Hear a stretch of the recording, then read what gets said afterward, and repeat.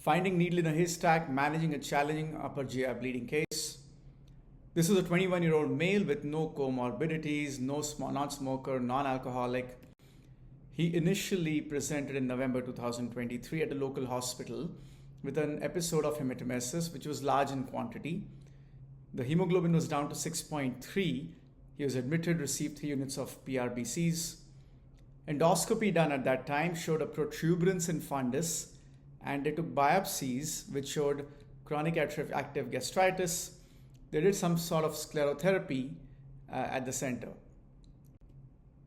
A CT scan was done there which showed chronic pancreatitis with chronic splenic vein thrombosis with multiple vascular channels.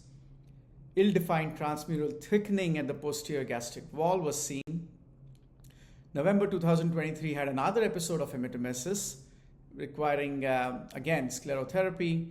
Hemoglobin dropped again to 6.8, requiring 3 units of packed red blood cells. Then he decided to come to Nagpur.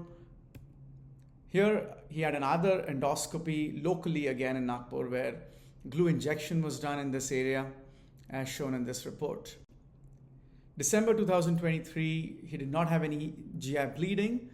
They did an EUS at a local hospital where they found a protuberance, and biopsies again showed some gastritis. January 2024 was uneventful. February now he develops another episode of hematemesis, significant quantity. Hemoglobin is down to 7.5, required 2 units of packed red blood cell transfusion. Again, another endoscopy done showed this protuberance, but they could not find anything else. In March 2024 was uneventful. Then he decided to come to Midas for further treatment. So if you see his course, he had multiple bouts of hematemesis requiring more than 10 units of blood, 3 endoscopies, 1 EUS. They could not still find a reason why he had bleeding. April 2024, we did a CT scan, showed a narrowed splenic vein segment with some thrombosis, but really nothing else. And there was some splenomegaly and tortuous channels near the splenic hilum.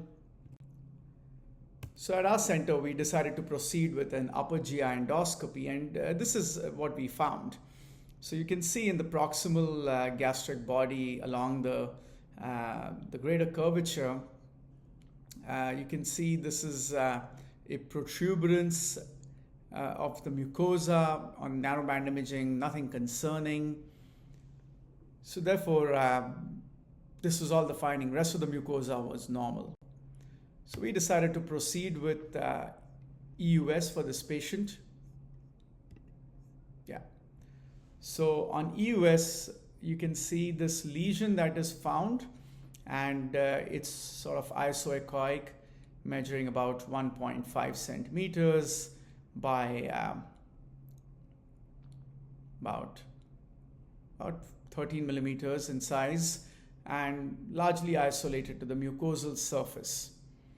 Now, as we were looking very closely with the EUS, we could see this linear anechoic structure, which was not taking any Doppler signal, but you can see that it is coursing along and through the gastric muscularis propria into that protuberance. And what we did was a power Doppler. And on power Doppler, we could see that there's blood flow in this area, and this was actually a vessel. And you can see there's pancreas below, mucosal protuberance, and then the thrombus is visualized in the splenic veins, as you can see there. And as we could gradually find this vessel and we could course it, and we could see that it was from the area of thrombus. It was an aberrant vessel.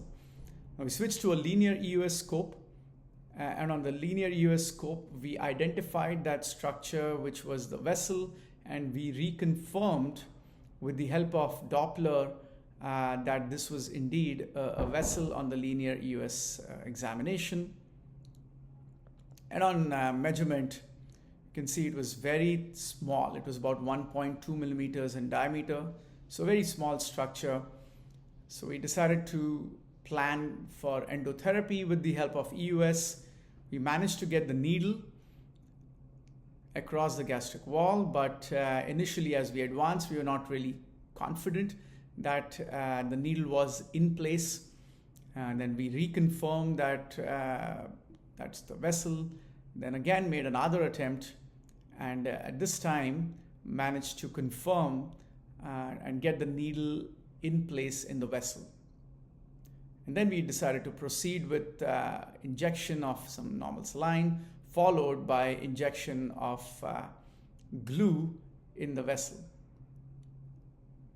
So you can see there's a glue cast that's formed, and the vessel is completely obliterated.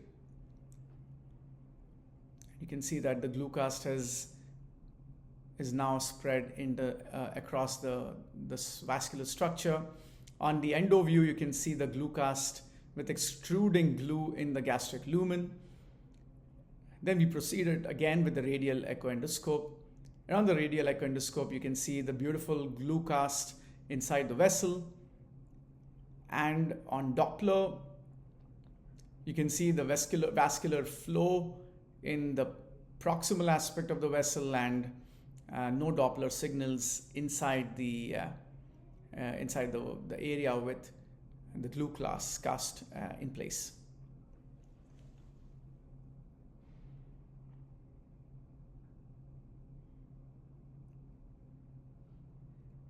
So most likely, I think what we felt was this was an aberrant vessel coming from an area of thrombosis of the splenic vein, creating and finding a way across the gastric wall through the protuberance, and that was the source of his bleeding. So if you see, EUS-guided vascular hemostatic interventions have really come of age with treatment for gastric varices, as well as pseudoaneurysms, and now intra-abdominal vessels as well. If you look at the data for GI bleeding, there have been few cases like this series showing 5 patients with refractory upper GI bleeding, in which they found Deulefoy's lesions at the help of EUS. And another series from Mayo Clinic where 17 patients with non-variceal upper GI bleeding with failed standard treatments, they could find some unusual vessels, and there was a patient with one case here with rectal aberrant vessel, which required endoscopic ultrasound guided therapy. So basically it is a rare occurrence, and we were glad that we could identify this vessel for this particular patient.